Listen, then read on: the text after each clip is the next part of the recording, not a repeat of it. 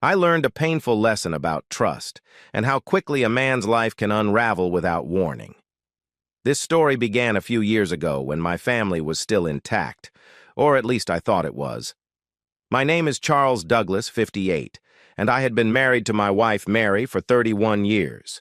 We had two children, Ben, who was 25, and Emma, who was 22.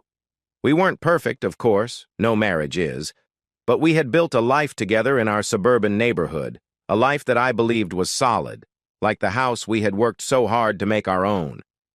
We had our ups and downs like any couple, but I always believed that after 3 decades, Mary and I were in it for the long haul. I didn't realize how fragile that illusion really was. Everything started to change a few months ago when Mary began working late more often. She'd always been an ambitious woman, a project manager for a well-known marketing firm, but these late nights were different. At first, I thought it was the stress of a new project or maybe the company restructuring that had been going on. But then, I started noticing small inconsistencies that I couldn't ignore. One Friday evening, after I had come home from work, I found Mary in the kitchen, preparing dinner. It was just like any other evening, or so I thought. I noticed she was more distracted than usual, her thoughts seemingly somewhere else. She was a little on edge, but I dismissed it at first. "Everything okay?" I asked casually, sitting at the kitchen table looking over the newspaper. "Yeah, everything's fine," she replied, but there was a hint of something in her voice that made me pause. The tone wasn't quite right, but I couldn't place it. I let it go. But then, a few days later, I found an odd text message on her phone. It was from a number I didn't recognize, and the message simply read, "Looking forward to tonight? It's been too long." I didn't immediately confront her. I tried to rationalize it. Maybe it was a colleague, someone she worked with, someone I didn't know. Still, the message gnawed at me. But what could I do? Without context, I couldn't make any accusations. And Mary was always so open with me. There was no reason for me to doubt her, right? The next week, I asked her about the late nights again. This time, she seemed a little more defensive. "Just busy, Charles. It's work. You know how it is," she said, almost too quickly. I noticed a slight change in her behavior, but it wasn't enough to warrant an investigation. So, I let it slide for the time being. But the tension in the air was palpable. Something didn't feel right. I was trying to tell myself it was just my imagination, but deep down, I felt a knot in my stomach that only grew tighter with each passing day. Then came the company event. It wasn't anything unusual, just a typical end-of-quarter celebration at the office. Mary had mentioned it in passing a few weeks before, but when I asked her about it again, she acted strangely. "Are you sure I'm invited?" I asked her, trying to make light of it. "Of course I'm sure," she said, avoiding my gaze. "But I didn't really think you'd be interested in coming. It's mostly work people." Her answer felt rehearsed, too smooth, like she was trying to hide something. I decided to let it go, not wanting to sound paranoid. But her avoidance of the event, her failure to mention it again, nagged at me. A week before the party, I bumped into an old colleague, John Palmer, at a local cafe. John and I had worked together years ago in advertising, and we had stayed in touch.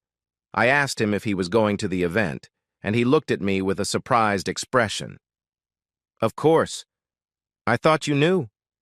Mary's always at these things, and she's always with her team," John said, laughing. "You're not coming?" "No," I replied. "Mary said I wasn't invited." He blinked. "That's strange. I'm sure she mentioned it to you. Everyone's invited, especially spouses. She's been planning it for weeks. You should definitely come." My heart skipped a beat. That was the first real red flag. I hadn't been invited, and Mary had never mentioned the event to me. Why? The next day, I confronted her, though I tried to keep my voice calm. "You didn't tell me about the party," I said, looking at her as she stood by the kitchen counter. Her eyes widened, and she hesitated for a second before answering. "I must have forgotten to mention it. Sorry, I thought I'd told you. John Palmer said all spouses are invited. Why didn't you tell me? I pressed. I'm sure I mentioned it, she insisted, but her voice was tight now, as if she was trying too hard to cover something up.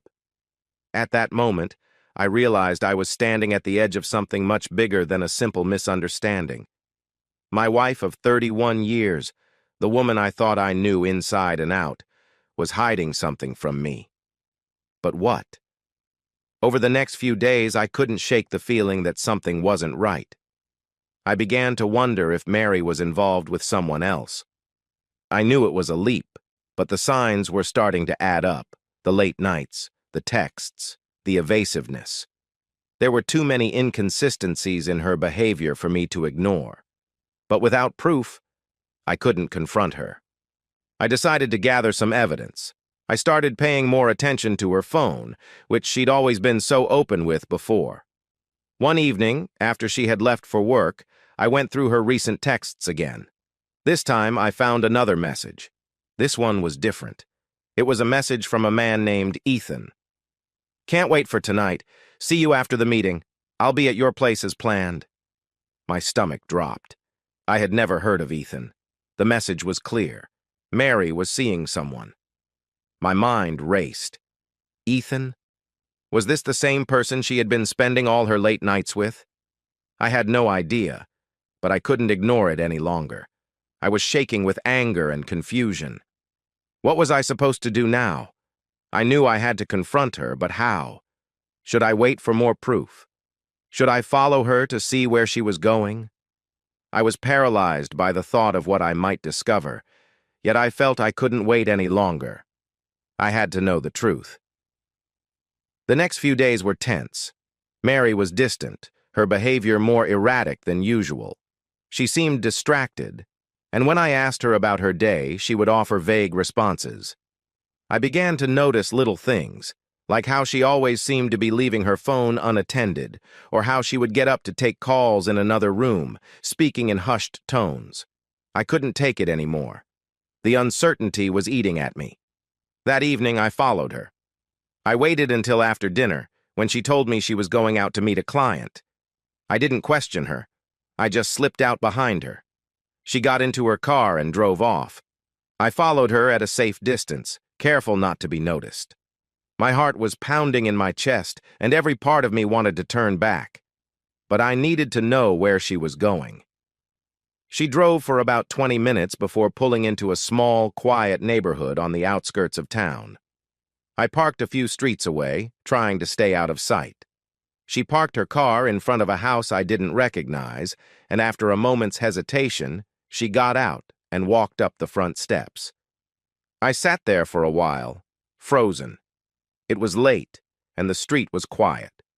I couldn't believe what I was seeing. Was this the place she had been coming to all those nights? Was this where she had been seeing Ethan? My mind was racing. Was this really happening? Was my wife, the woman I had been with for over 3 decades, having an affair? The idea was almost too much to bear. I waited for what felt like hours, but she didn't come back out. My patience was wearing thin. Finally, I started my car and drove away, but the image of her walking into that house haunted me. There was no turning back now. I knew I had to confront her. When I arrived home, Mary was already there, sitting on the couch, her eyes glued to the TV. She didn't even acknowledge my presence as I walked in. I stood in the doorway for a moment, watching her, my mind racing. What was I going to say? How was I going to handle this? I walked toward her, my heart pounding, and said the only thing I could think of. "Who is Ethan?" Her face went pale. She didn't say anything at first, and I could see the panic in her eyes. I waited, my breath shallow, as I prepared for the storm that was about to come. When I asked Mary about Ethan, her face drained of color. For a split second, her eyes widened, and she froze, as if she were trying to find the right words, but there was nothing she could say to hide the truth. "Charles, she stammered, her voice shaking. "It's not what you think." I felt my heart pound harder in my chest. The pit in my stomach deepened. I had never imagined that this would happen to me. Mary, my wife, the woman I had built a life with for over 3 decades, was betraying me. "Not what I think?" I repeated, my voice low and cold. "Then what is it, Mary? Who the hell is Ethan?" She shifted uncomfortably on the couch, unable to meet my eyes. He's just a friend, Charles. I swear it's not like that." My mind screamed in disbelief. A friend? The man who sent her secret texts? The one she was meeting behind my back? It was clear now. I wasn't just a husband. I was the fool in this sick game. I didn't want to hear the lies anymore. "You think I'm stupid?" "I saw the messages, Mary. Don't lie to me. You've been seeing him, haven't you? Behind my back, while I was at work, while I thought everything was fine." My voice rose, barely containing my rage. Her eyes filled with tears, but I wasn't moved. "Charles, please, just listen." "Listen?" I interrupted, my voice icy. "I've been listening to your lies for months. I've been a fool, giving you the benefit of the doubt. But now it's over." The words were out of my mouth before I could stop them, and in that moment, something inside me snapped. I wasn't just hurt. I was furious. I was betrayed, and I was going to make sure she felt the full force of the truth. She began to cry, but I couldn't feel pity for her. Not anymore. "How long, Mary? How long has this been going on?" I demanded. "It's been a few months," she whispered, her voice breaking. "It wasn't supposed to happen, Charles. It was just one mistake, and then it turned into something more. I never meant for it to get this far." Her words were hollow. I wanted to scream at her, but I kept my calm. I wasn't going to let her manipulate me with her tears and apologies. I had spent enough years of my life being her partner, being her fool. Now, I was done. "I'm leaving," I said, my voice steady, my anger controlled. "This marriage is over, Mary. I can't be with someone who has betrayed me like this. You'll have to find your way without me." Her face contorted in panic. "No, Charles, please don't leave. I'll do anything. I'll stop seeing him, I promise. We can work this out." I shook my head, stepping away from her. "I can't look at you anymore. The thought of you with him, it disgusts me." I turned and walked out of the room, leaving her there, sobbing, while I made the decision that would change everything. I spent the next few days in a haze of anger and confusion. I couldn't stop thinking about Ethan, about how he had stolen something that was mine. I didn't know him, but I knew one thing. He had crossed a line, and I wasn't about to let him get away with it. I knew I had to take action, but not right away. I needed to think, to make a plan. I had always prided myself on being a calm, level-headed man. But now, I felt a fire inside me that I hadn't known existed. I was no longer just a hurt husband. I was a man with a purpose. I had to make them both pay for what they had done. And I wasn't going to do it with a simple confrontation. No, I wanted them to feel the weight of what they had done to me. I began to gather information. I started with Ethan. I researched him, found out where he worked, where he lived. His name was Ethan Walker, a sales manager at a rival company. I learned everything I could about him, his background, his habits, his weaknesses. It wasn't hard. People are careless, especially when they think they're untouchable. Once I had everything I needed, I made my move. I went to his office one afternoon, under the pretense of wanting to discuss a business matter. Ethan greeted me with a smile, completely unaware of the storm that was about to hit him. "Charles, right? I've heard a lot about you. What brings you by?" he asked, leading me to his office. I stayed calm. "I've been thinking about our companies, Ethan. There might be some potential for a partnership between us." He was all smiles, completely unaware that I wasn't there to talk business. He went on and on about possible deals, unaware that every word he said was just fuel for the fire burning inside me. When the time was right, I dropped the bomb. "You know, Ethan, I've heard a lot about you recently, and I must say, I'm surprised. Surprised that a man like you would have the nerve to get involved with my wife." His smile faltered. "Your wife? Charles, I don't know what you're talking about." I leaned forward, locking eyes with him. "You think I'm an idiot? I know everything. I know about you and Mary. I've seen the texts. I know what's been happening behind my back. And I'm not the kind of man who lets that go." Ethan's face turned pale. He sputtered, looking for something to say, but I didn't give him the chance. "Here's what's going to happen, Ethan. You're going to stop seeing my wife, and you're going to stay away from her. If I find out that you've been in contact with her again, I will ruin you. Do you understand?" His eyes widened in fear. "Look, Charles, I didn't mean to—" "No," I cut him off. "You didn't mean to. But you did. And now there will be consequences. If you try to contact her again, or if you so much as look at her the wrong way, I will make sure you lose everything. Your job, your reputation, your future. I have the power to destroy you, Ethan. Do you understand that?" He nodded frantically, his face pale. Yes, I understand. I won't contact her again, I swear." I gave him one last cold stare before standing up to leave. "Good. And don't forget, Ethan, don't ever cross me again." As I walked out of his office, I felt a strange sense of satisfaction. I had taken control. I had made him fear me, and that was all I needed. But that wasn't enough.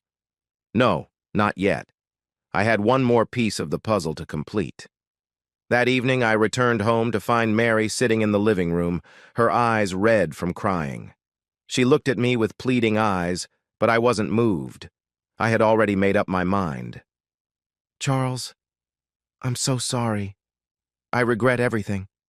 Please, let's fix this. I'll do anything. Please don't leave me." I didn't even look at her. "You've already made your choice, Mary. You made it the moment you started seeing him. You can't undo that." Her desperation grew, but I had no sympathy left. "I don't want you anymore. Not after what you've done. You'll never have my trust again, and you'll never have my love."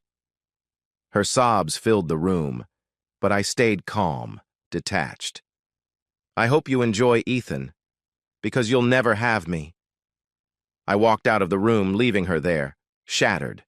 But I wasn't done yet. No. I had one more part of my revenge. The next day, I met with my lawyer. I had already started the divorce proceedings, but I wanted to ensure that Mary didn't get away with anything. I made sure that every asset, every possession, every bit of wealth we had accumulated in the past 31 years was accounted for. I wasn't going to let her walk away with anything.